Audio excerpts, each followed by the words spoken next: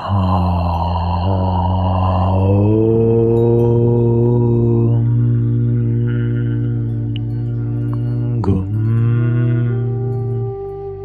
ഗുരുഭ്യോ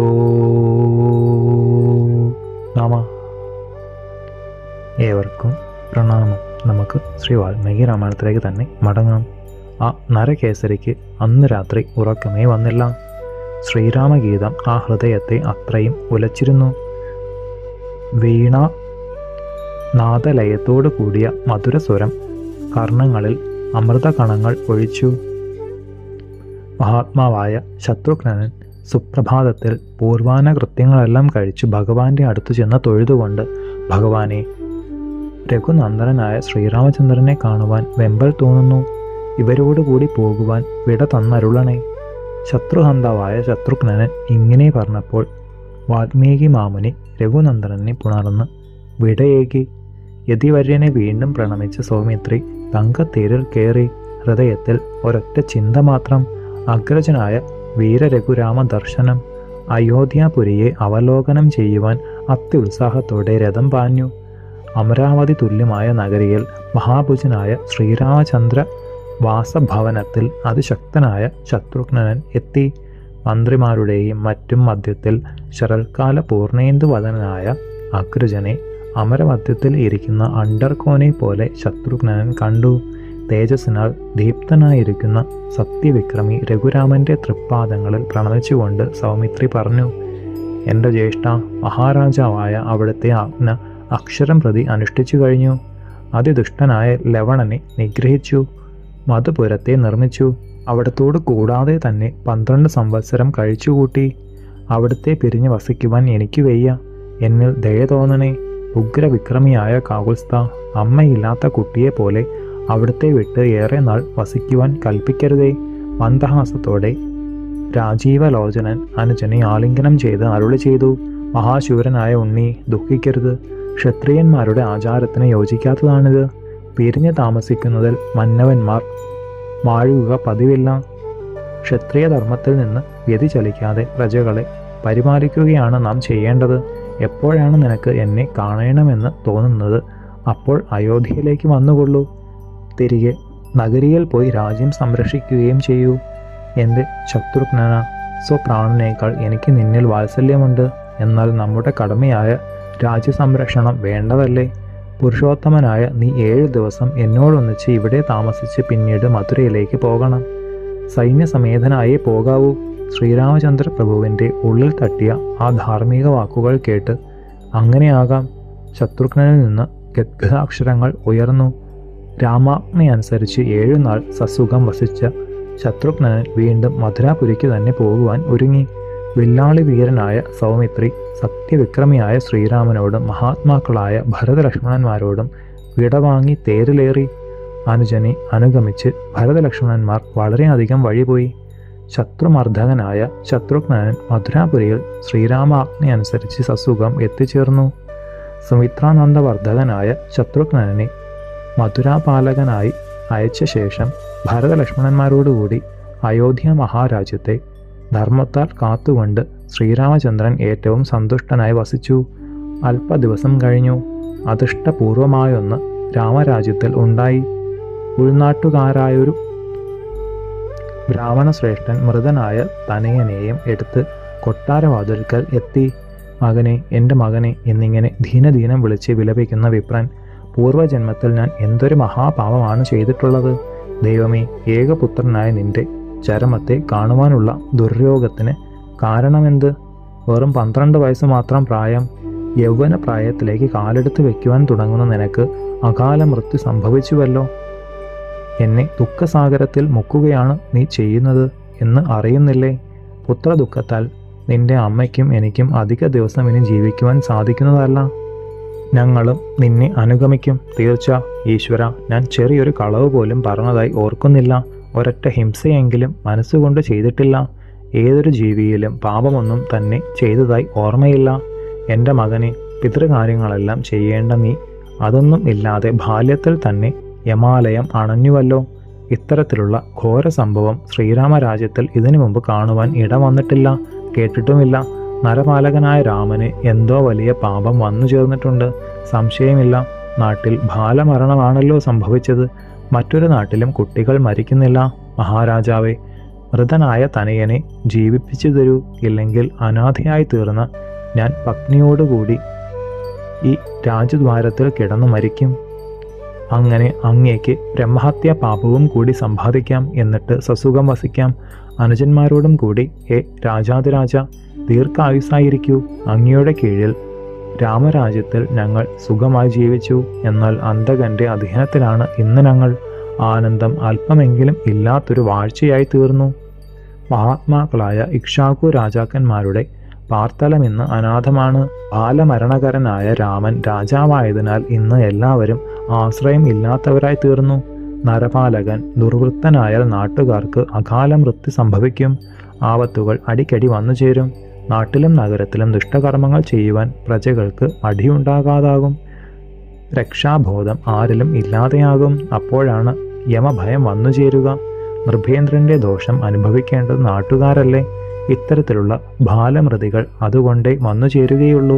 ഇങ്ങനെ പലതും വീണ്ടും വീണ്ടും പറഞ്ഞ് കരയുന്ന ദ്വിജവരൻ ദുഃഖാഗ്നിയിൽ നേറി മകന്റെ ജഡത്തെ കെട്ടിപ്പിടിച്ച് വെറും നിലത്ത് ഇരുന്നു. രഘുവംശരത്നമായ രാജരാജേശ്വരൻ ബ്രാഹ്മണോത്തമന്റെ ആവലാതി പറയൽ മുഴുവൻ കേട്ടു. ഹൃദയം വ്യസനത്താൽ വെന്തുരുകി. അമാത്യവരന്മാരെ അതിവേഗത്തിൽ വരുത്തി.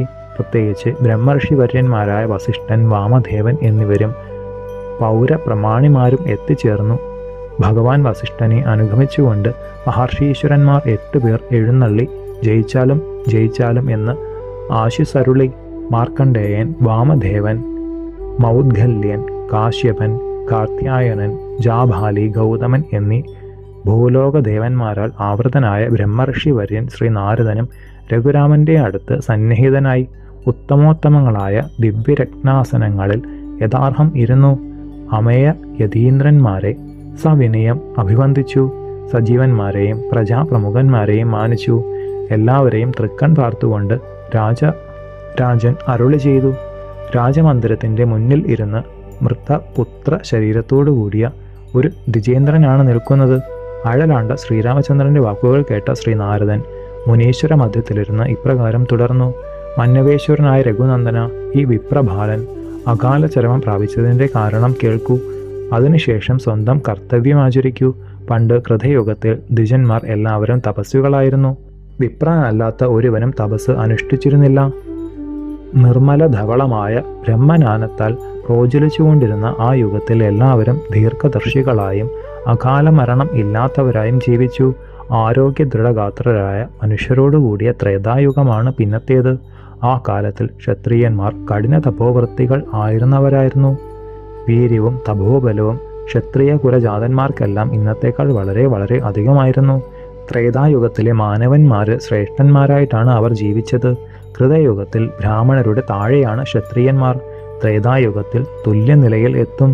ഏറെ വ്യത്യാസമൊന്നും കാണാത്ത അവരെല്ലാം തികഞ്ഞ സംതൃപ്തിയോടുകൂടി തന്നെ 4 വർണ്ണങ്ങൾ സ്ഥാപിച്ചു. ധർമ്മജ്ഞാന തേജസ്സിനാൽ വെളിവത്ത ആ യുഗത്തിൽ ഭൂമണ്ഡലത്തിൽ അധർമ്മത്തിന്റെ ഒരു പാദം പതുക്കെ ഊന്നിക്കഴിയും. അധർമ്മം അവനിത്തട്ടിൽ സ്പർശിച്ചാൽ തേജസ് അല്പമൊന്ന് ചുരുങ്ങും. രാജസങ്ങളായ അന്നങ്ങൾ മലമായിട്ടാണ് കൃതയുഗത്തിൽ കണ്ടിരുന്നത്. അധർമ്മത്തിന്റെ 4 കാലുകളിൽ ഒന്നായ അസത്യം പാരിടത്തിൽ ഒരു പാദം വെച്ചതോടെ മനുഷ്യന്റെ ആയുസ്സിന് അളവ് ആദ്യമായി വന്നു ചേർന്നു. സത്യധർമ്മങ്ങളിൽ അടിയുറച്ചു നിന്ന മാനവന്മാർ ശുഭകർമ്മങ്ങൾ ചെയ്താൽ മാത്രമേ ആയുസ് അധികരിക്കുകയുള്ളൂ എന്ന നിലയിലാണ് അധർമ്മം അനൃതപാദം ഊന്നിയപ്പോൾ വന്നത്. ത്രേതായുഗത്തിലെ ബ്രാഹ്മണന്മാരും ക്ഷത്രിയന്മാരും മുഴുവൻ തപസ്സനുഷ്ഠിച്ചു. മറ്റുള്ളവർ അവരെ പരിചരിച്ചു. വൈശ്യന്മാർക്കും ശൂദ്രന്മാർക്കും മുഖ്യധർമ്മം തന്നെ അതായിരുന്നു. വിശേഷിച്ചും ശൂദ്രന്മാർ ബ്രാഹ്മണ ക്ഷത്രിയ വൈശ്യന്മാരെ ശുശ്രൂഷകൾ ചെയ്തു. യുഗത്തിന്റെ അവസാനമായപ്പോഴേക്കും അധർമ്മപാതമായ അസത്യം പലരിലും സ്വാധീനം ചെലുത്തിയതിനാൽ മീതെയുള്ളവർ ഏറ്റവും ക്ഷീണിതരായി തുടങ്ങി. ആ സന്ദർഭത്തിൽ പതുക്കെ പതുക്കെ 2ാമത്തെ പാദവും നിലത്തൂന്നിക്കഴിഞ്ഞു. അതുമുതൽ ദ്വാപരം എന്ന യുഗം ആരംഭിച്ചു. അധർമ്മം അസത്യവും അല്പാൽപമായി പാലിൽ പരന്നു. ബ്രാഹ്മണർക്കും ക്ഷത്രിയർക്കും ശ്രേഷ്ഠത കുറഞ്ഞു.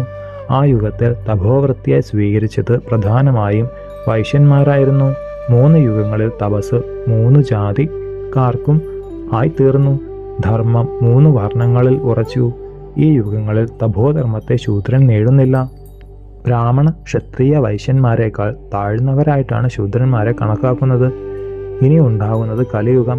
ശൂദ്രന്മാർക്ക് തപാനുഷ്ഠാനങ്ങളിൽ അതിശ്രദ്ധയുണ്ടാകുന്നത് കലിയുഗത്തിലാണ്.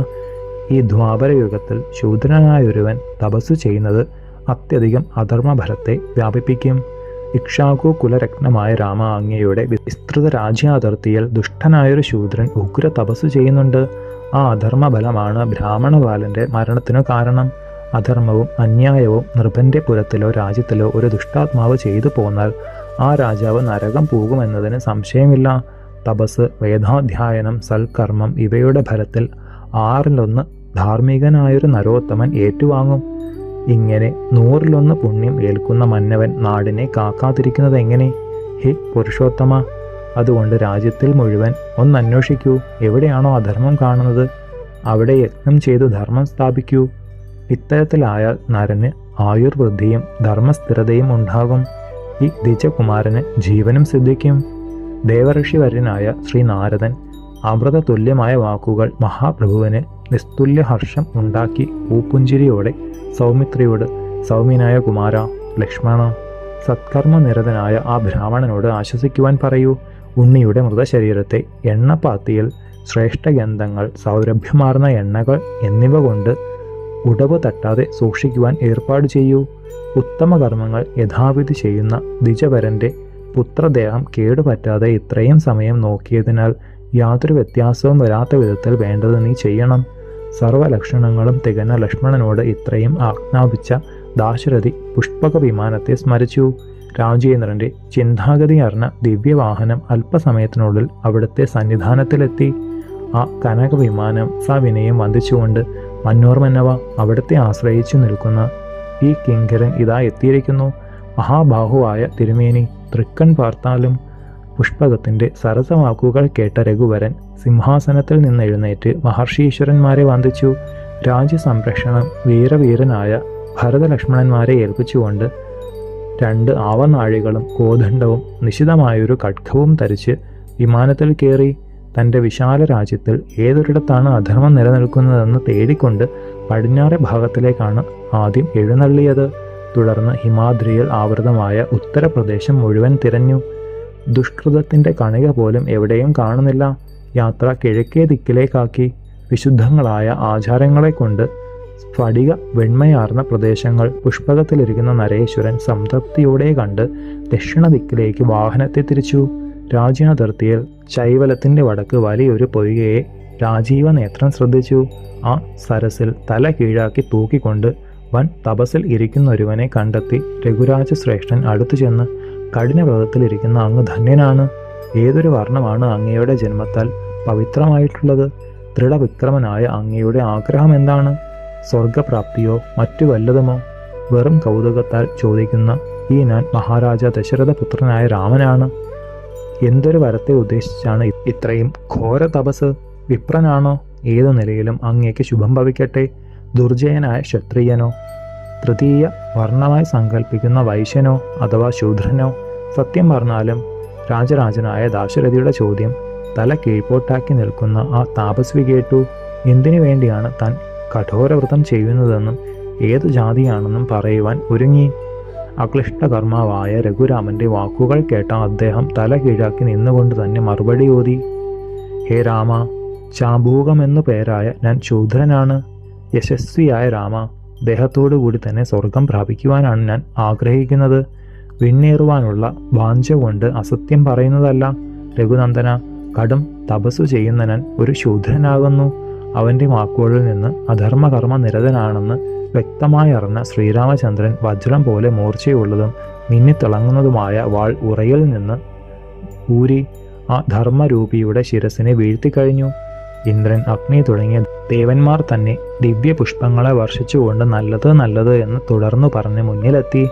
സരസിന്റെ തീരത്തിലുള്ള സുരഭില കുസുമങ്ങളെ വായു ഭഗവാൻ തുരുതുരെ വീഴ്ത്തി. സത്യവിക്രമിയായ രാമദേവനോട് ഹർഷാശ്രുക്കളുടെ സുരന്മാർ, മഹാത്മാവായ കാകുൽസ്ഥ, ഈ ദേവകാര്യത്തെ അങ്ങ് യഥാർഹം ചെയ്തു. അരിമർദ്ദകനായ രാമ, ഇഷ്ടമുള്ള വരം ചോദിക്കൂ. ശൂദ്രാചാരങ്ങൾ ചെയ്യുന്ന ഇവന് വാനുലകം പോകുവാൻ സാധ്യമല്ലെന്നാക്കി വെച്ചുവല്ലോ.